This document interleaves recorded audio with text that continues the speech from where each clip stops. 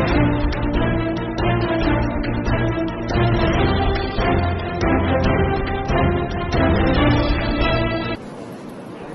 की जो प्रेस वार्ता है वो फोकस रहेगी नगर निगम चुनावों पर। जो 6 नगर निगमों के चुनाव हैं राजस्थान में, तो जयपुर के, 2 जोधपुर के, 2 कोटा के, उन पे विशेष रूप से, उसके अलावा भी इससे जुड़े हुए कई प्रश्न भी हो सकते हैं।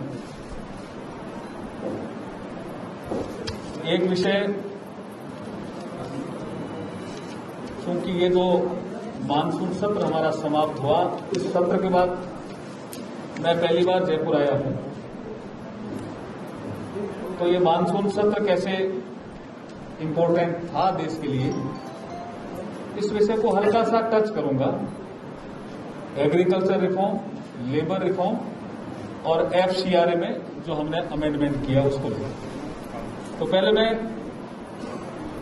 नगर निगम की बात करूंगा और एक विषय दलित उत्पीड़न, महिला अत्याचार जो राजस्थान में बढ़ रहा है।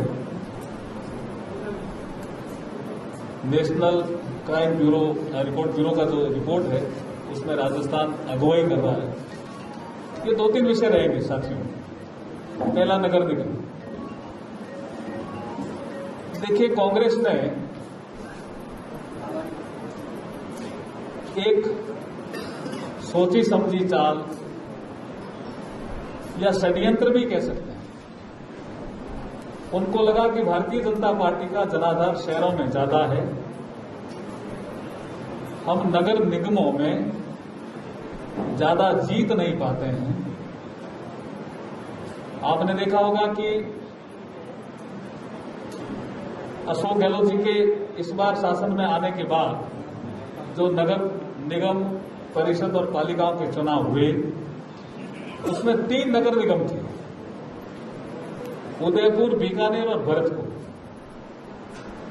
और तीनों में ही हम, 2 में तो हम महापौर बनाई हमने लिया, तीसरे में भी हम नजदीक थे। उन्होंने भी एक षड्यंत्र करके वो भरतपुर लिया, तो उनको उस समय भी लग रहा था, और यही कारण रहा कि ये एक नगर निगम होने से ये महापौर हमारा नहीं बन पाता है, इसलिए हम 2 नगर निगम कर दें। और परिसीमन में ऐसा परिसीमन करने का प्रयास किया, कॉलोनी की कॉलोनी तोड़ दिए, कॉलोनी किसी एक नगर निगम में तो रखते, वार्ड तोड़ दिए। कोई परिसीमन में जो पैरामीटर इनका है, जो राज्य निर्वाचन आयोग ने जो जारी किया या परिसीमन आयोग ने जारी किया, या परिसीमन की जो शर्तें हैं, कोई डिलिमिटेशन करते समय राज्य सरकारों को उन शर्तों का पालन करना चाहिए, उन सब शर्तों का उन्होंने उल्लंघन किया। लोग आते हैं कि साहब रोड के इस पार हम ग्रेटर में हैं और रोड के इस साइड में हम हेरिटेज में हैं। ये इस तरह की जो परिस्थितियां इन्होंने उत्पन्न की, उन्हीं के बीच में कई बार कोर्ट गए, अंततः सुप्रीम कोर्ट से इनको फटकार पड़ी, और ये आनन फानन में ये पूरी प्रक्रिया इन्होंने जारी की। भारतीय जनता पार्टी इस चैलेंज को भी स्वीकार करती है। हमारी दृष्टि ये रहेगी कि एक हमारा दृष्टि पत्र होगा, भाजपा नगर निगमों के चुनाव में जीतती है तो हमारी दृष्टि क्या रहेगी, जिसको हमने दृष्टि पत्र नाम दिया है, हमारा विजन। और एक इस चुनाव प्रचार के दौरान एक आरोप पत्र होगा। तो कांग्रेस ने विगत करीब 1.5 साल का समय इनको हुआ है, इस पीरियड में इन्होंने जो स्मार्ट सिटी योजना के पैसे थे, अमृत योजना के पैसे थे, उनका इन्होंने डाइवर्जन किया। और कोविड कालखंड में भी वो पैसे जो भारत सरकार के थे और योजनाओं में भी भारत सरकार के पैसे आए, उनका इन्होंने वितरण भी भेदभावपूर्ण तरीके से किया है, पक्षपातपूर्ण तरीके से किया है। ये मुद्दा भी चुनाव में रहेगा। गुड गवर्नेंस हमारा एजेंडा रहेगा। इन्होंने नगर निगमों की हालत बैड गवर्नेंस में बदल दी, ये भी एक विषय रहेगा। सारे काम ठप हो गए हैं, चाहे जयपुर ले लो, जोधपुर ले लो, कोटा ले लो। जो हमारे समय में जिन कामों की घोषणाएं थी, जो काम चालू हो गए थे, उनका ही उद्घाटन कर रहे हैं। कोटा में भी जो शांति धारीवाल जी ने अधिकतर किया है वो ही काम है। बाद में तो अभी प्रशासक है वहां कोटा में। जोधपुर में तो वैसे ही काम बंद कर दिए। क्या खींच निकाल रहे हैं अशोक गहलोत साहब, ये तो पता नहीं, वो जाने। बहुत काम बंद है। जयपुर में आप देखिए सड़कों की हालत खस्ता हो रही है, सफाई नालों की नहीं हो पा रही है। सफाई कर्मी का एक एसोसिएशन सुबह मिला, वो कह रहा पहली बार जयपुर में नगर निगम में जो हमारी तनख्वाह है वो डिस्टर्ब हुई है, लेट मिलती है, समय पे नहीं मिलती है। दूसरे हमारे जो सैलरी के अलावा जो अलाउंसेस है उनकी तो बात ही मत करो, सैलरी भी समय पे नहीं मिलती। इधर रोडवेज कर्मचारी भी सड़कों पे है कि सैलरी समय पे नहीं मिलती। तो ऐसे जो व्यवस्थाएं हैं, इनके बीच में चुनाव है। भारतीय जनता पार्टी सभी वार्डों में चुनाव लड़ेगी और जो इसने नगर निगम को 2-2 भागों में बांटा, तीनों जगह इस चुनौती को भी स्वीकार कर रही है। और भारतीय जनता पार्टी सभी 6 नगर निगमों में अपना बोर्ड बनाने में सफल होगी। एक विषय मैंने मुझे ये रखना था। दूसरा विषय आपके ध्यान में ही है, राजस्थान दलित अत्याचारों में और महिला उत्पीड़न में नंबर 1 राज्य हो गया है। ये हमारे सबके लिए शर्म जैसा एक विषय है, क्योंकि राजस्थान में जो कांग्रेस की सरकार है वो 2 भागों में बंटी हुई है। सत्ता के 2 केंद्र जब से ये बने तब से हैं। अभी इन्होंने एक कार्यक्रम हाथ में लिया था कि हमारे जितने भी घोषणा पत्र थे हमारे चुनाव में, वो हमने पूरे कर दिए हैं और एक प्रोग्राम किया। ये एक दूसरा पक्ष है जो कहता पूरे नहीं हो रहे हैं, उसको संतुष्ट करने के लिए किया था। अभी तो वो जनता भी नहीं पूछ रही है कि चुनाव है क्या, कोई विधानसभा के चुनाव है क्या तो घोषणा पत्र पूरे हो गए, इसकी बात कर रहे हो आप प्रेस के सामने।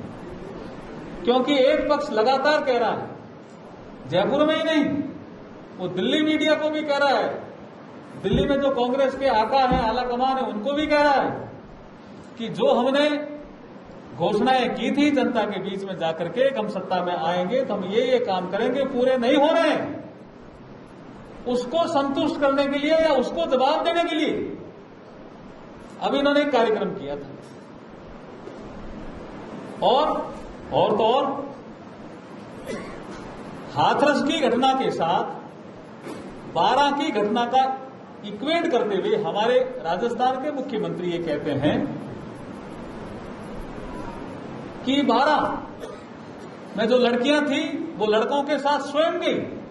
ये कितना शर्मनाक वाक्य है जिसकी पूरे मीडिया में आलोचना की, सब बुद्धिजीवियों ने आलोचना की। अभी अभी पुजारी की हत्या वाला विषय भी आपके सामने है। ये उत्पीड़न, ये नगर निगम चुनाव में भी विषय रहेगा। तीसरा विषय मैं जो ले रहा था वो आपके ध्यान में थोड़ा सा ब्रीफ करता हूं 2 मिनट में ही। ये जो सत्र था, मानसून सत्र 10 दिन का ही था, लेकिन इसमें 25 बिल पास हुए। बहुत इंपॉर्टेंट सत्र रहा। 3 बिलों को लेकर के बहुत पूरे देश में झमेला है, जिसको एग्री रिफॉर्म के बिल कहते हैं।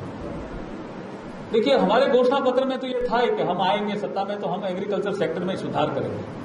सबसे ज्यादा विरोध कांग्रेस कर रही है और कांग्रेस के घोषणा पत्र में भी था।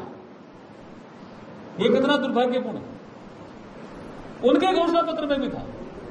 आप बात करिए एग्री रिफॉर्म की, जुलाई 90 से जुलाई 90 में पहली बार भानु प्रताप कमेटी ने एक रिपोर्ट प्रस्तुत की।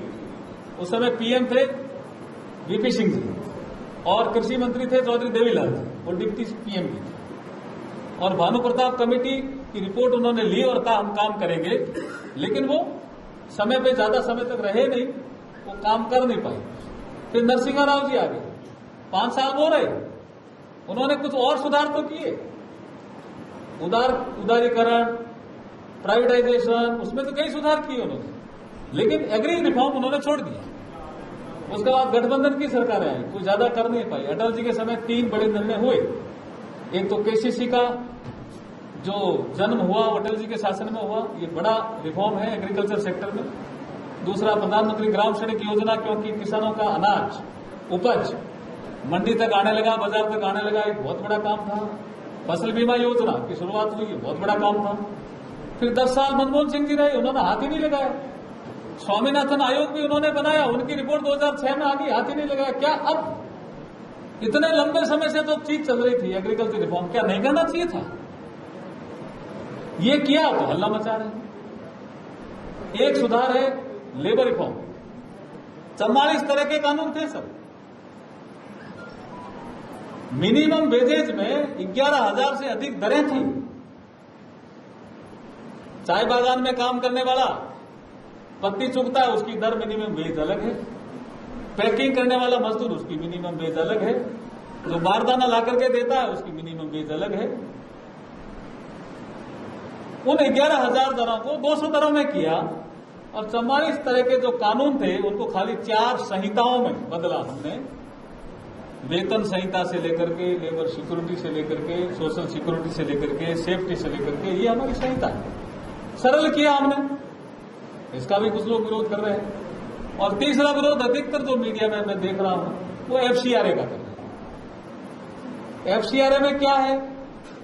फॉरेन से जो कंट्रीब्यूशन लेकर के कुछ लोग, ये ऐसा कंट्रीब्यूशन करीब 20-1 करोड़ का है। बहुत से ऐसे भी विद्वान हैं जो कहते हैं क्या इतना कंट्रीब्यूशन लेना जरूरी है? भारत की इतनी साइज है इकोनॉमी की, यहां से भी काम किया जा सकता है।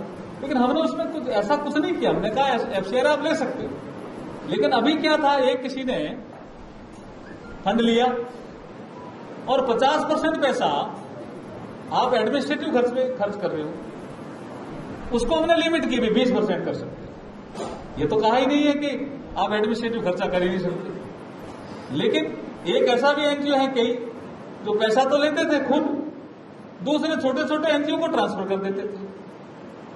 तो उसमें हमने कहा भी आप एक बार ये पैसा जो स्टेट बैंक ऑफ इंडिया के अकाउंट है दिल्ली में, इसमें आएगा, ध्यान रहेगा। तो पारदर्शी सिस्टम किया, भी आप काम कर रहे हो तो करो ना, हमें क्या आपत्ति है।